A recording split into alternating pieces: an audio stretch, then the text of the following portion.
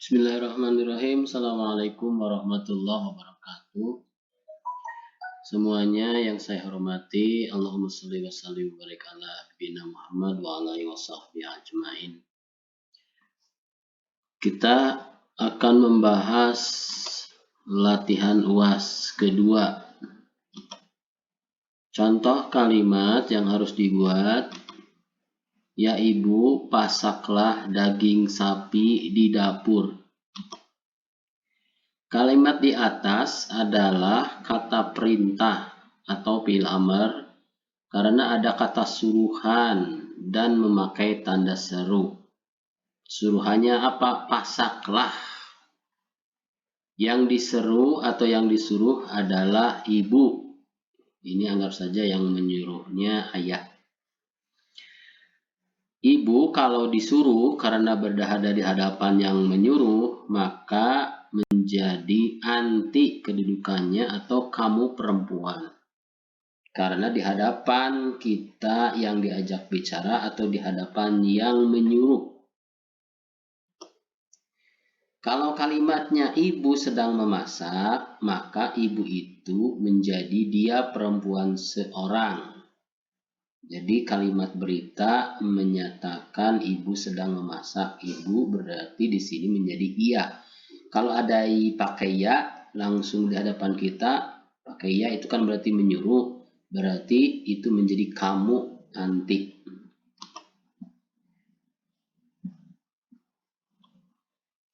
Yang harus disadari oleh kita, disadari di sini adalah supaya teliti. Membuat kata perintah, yang disuruh itu membuat kata perintah. Jadi lihat ketentuan fi'il amr. Dan yang diseru atau disuruh adalah ibu. Di sini sebagai anti, bukan dia. Karena pakai ya. Berikutnya tentukan posisi kata dalam kalimat. Memasak. Karena pasaklah menjadi kata perintah diambil dari memasak sebelum dirubah. Memasak ini adalah fi'il kata kerja. Kemudian apa yang dipasak? Daging. Berarti daging di sini sebagai objek. Daging sapi kan seolah-olah kata itu memiliki kepunyaan atau dari. Daging sapi maknanya daging dari sapi, memiliki makna dari seolah-olah. Di sini diselipkan ada dari, daging dari sapi. Berarti itu adalah idopat atau kata majemuk. Kan ciri idopat itu gabungan dua kata, daging dan sapi. Seolah-olah di dalamnya diperjelas memiliki arti dari, kepunyaan, dan untuk. Daging sapi, daging dari sapi. Oh, berarti ini idopat daging sapi. Tapi dagingnya sebagai objek atau maf'ul bih.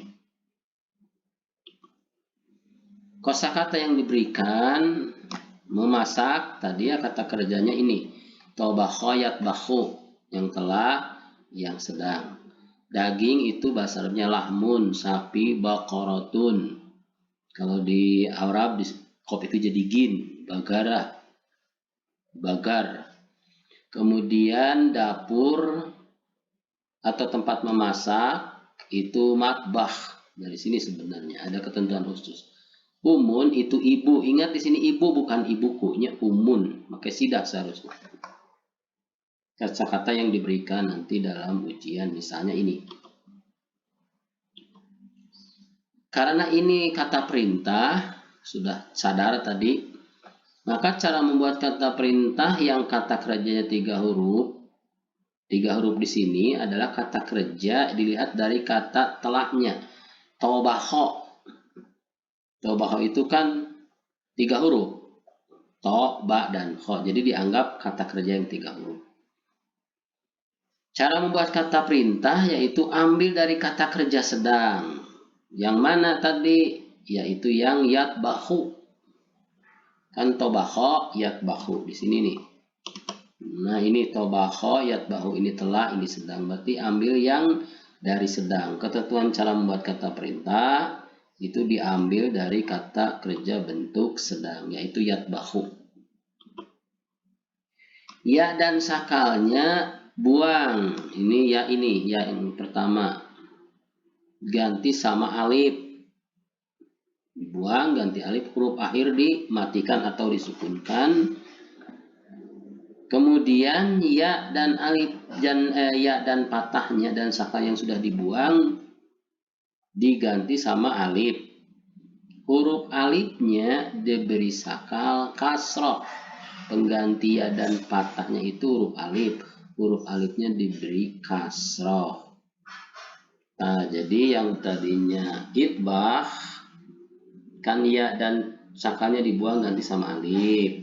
Huruf akhir disukunkan, jadi ini nggak bisa dibaca, tapi diberi kasroh supaya bisa dibaca. Nah, jadi harus diberi kasroh ya, itbah. Ini beri kasroh sendiri aja. Nah, ketentuan kenapa diberi tanda kasroh sudah dijelaskan. Apabila huruf tengah dari kata kerja ini patah atau kasroh, karena kata kerja juga ada yang kasroh. Hamala yahmi lu tuh. Huruf tengah ya kan tobaho, ya mah tambahan. Jadi ba-nya berharkat patah di sini. Atau nanti ada kata kerja yang 3 huruf yang tengahnya kasroh, maka alifnya dikasrohkan. Berarti alif ini harus dikasrohkan. Kalau huruf tengahnya domah, misalnya ada kata kerja yang huruf tengahnya domah, misalnya yansuru itu dari sananya ya, atau yaktubu itu mah alifnya harus didomahkan. Ini diberi tanda apa? Kasroh apa domah? Karena huruf tengahnya patah atau kasroh, alifnya dikasrohkan. Oh, berarti alifnya dikasrohkan. Huruf tengah dari fi'il ba ini, ba itu kan patah, maka alifnya dikasrohkan. Dikasrohkan karena huruf tengahnya patah atau kasroh. Kebetulan yatbahu ini huruf tengahnya patah, maka dikasrohkan. Patah kasroh, kasroh, domah, domah. Itbah, udah beres itbah. Itbah itu artinya yang tadinya memasak, maka menjadi pasaklah. Jadi sudah menjadi sebuah kata perintah. Ini kelebihan huruf M ya. Pasaklah. Kalau sudah dirubah seperti ini artinya menjadi pasaklah, bukan lagi memasak. Sudah menjadi kata perintah atau fil amar. Tapi yang disuruhnya baru untuk anta. Jadi kalau baru di awal ini cara membuat sampai di sini itu yang disuruhnya kamu laki-laki. Misalnya ya Ahmad, kamu ya. Sedangkan untuk menyuruh ke anti dari sini, dari yang sudah dirubah ini tinggal ditambah ya sukun di akhirnya, maka menjadi itbahi. Jadi ditambah ya sukun, tapi huruf akhir dari kho ini yang terakhir dari sini dikasrohkan ya, jangan lupa ini tidak ditulis di sini, lupa. Tambah ya sukun, tapi huruf akhir dari yang sudah dirubah yang tadinya sukun dikasrohkan menjadi itbahi. Nah, kalau itbahi sudah artinya sudah nyuruhnya ke anti. Kalau ini ke anta, kalau ini ke anti. Pasaklah itu, tapi nyuruhnya ke anti. Kalau ini pasaklah, tapi nyuruhnya baru ke anta. Dikasrohkan ya huruf akhirnya tambah ya sukun. Kan kita ini sudah pernah diberikan rumusan kata perintah kalau untuk anta yang tadinya sudah dirubah seperti itbah ya, huruf akhirnya kesan sukun. Nah, kalau untuk anti, yang ini anti, huruf akhirnya dikasrohkan tambah ya. Kalau tadinya ifal atau upul atau ipil misalnya, huruf akhirnya untuk anti dikasrohkan jadi ipili tambah ya sukun. Kalau antuma ditambah alif dan dipatahkan. Kalau nyuruhnya ke antum, ke kalian banyak laki-laki, didomahkan, akhirnya tambah o tambah alif. Ini kata perintah karena hanya nyuruhnya ke kamu saja, jadi hanya ke 6 item anta sampai antuna.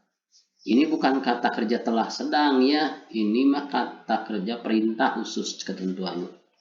Ini patokannya.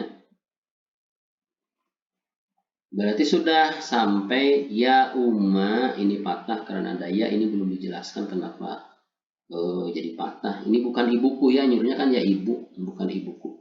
Itbahi. Nah, sudah seperti ini. Itbahi artinya nyuruhnya ke kamu perempuannya, itu ke ibu.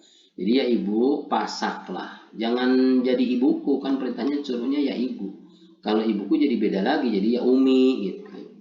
Ini ya umma, itbahi, pasaklah, nyuruhnya ke ibu. Nah, kemudian daging sapi kan idopat. Nah, didopatkan dulu kan tadi sudah tahunya daging dari sapi, 2 kata. Cara membuatnya gabungan 2 kata. Kata pertama tanpa alif lam dan tanpa tanwin. Ini tanpa tanwin, bukan tanwin ya. Tanpa alif lam dan tanpa tanwin kata pertama. Kata kedua pakai alif lam dan dikasrohkan, maka menjadi lahmul bagaroti. Nah, kata pertama jangan pakai alif lam dan tanpa tanwin. Ini harusnya pakai tanpa ya. Huruf atau kata kedua pakai alif lam dan dikasrohkan ujungnya, jadi lahmul bagoro. Ini artinya daging sapi, daging dari sapi.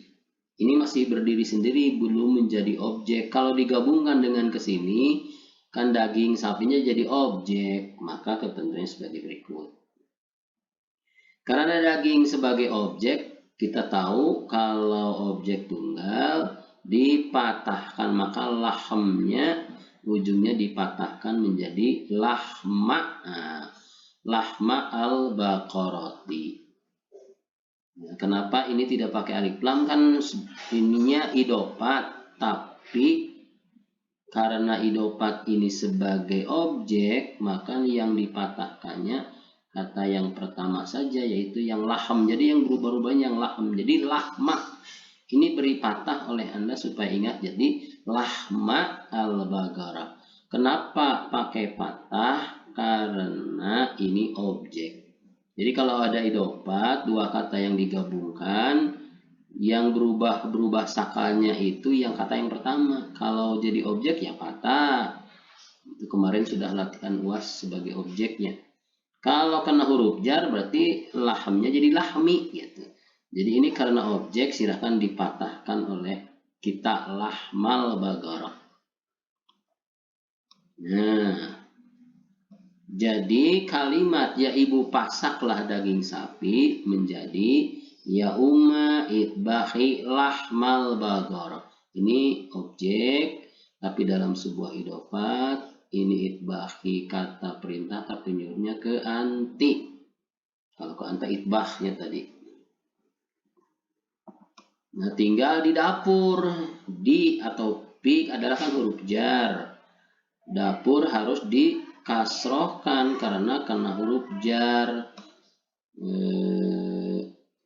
Dikenai kata penghubung atau penjamak. Jadi yang tadinya alamat bahu dapur karena ada di jadi fil matbahi. Kenapa pakai di? Ya kan kalimatnya di ini di dapur tambah pi alamat bahi. Jadi kalimat lengkapnya yang kita susun menjadi ya umma itbahi lahmal baqarati fil matbah. Ya umma itbahi lahmal baqarah fil matbah. Dicermati ini ada 1 item, 2 item, 3 item, 4 item. Fil amar untuk anti objek, tapi kita buat dulu idopatnya dulu. Jadi idopat. Yang ketiga objek, yang keempat jar majrur. Ada 4 item yang kita terima ilmu hari ini. Terima kasih, mudah-mudahan ada manfaatnya. Alhamdulillahirabbil alamin. Billahi taufiq wal hidayah. Assalamualaikum warahmatullahi wabarakatuh.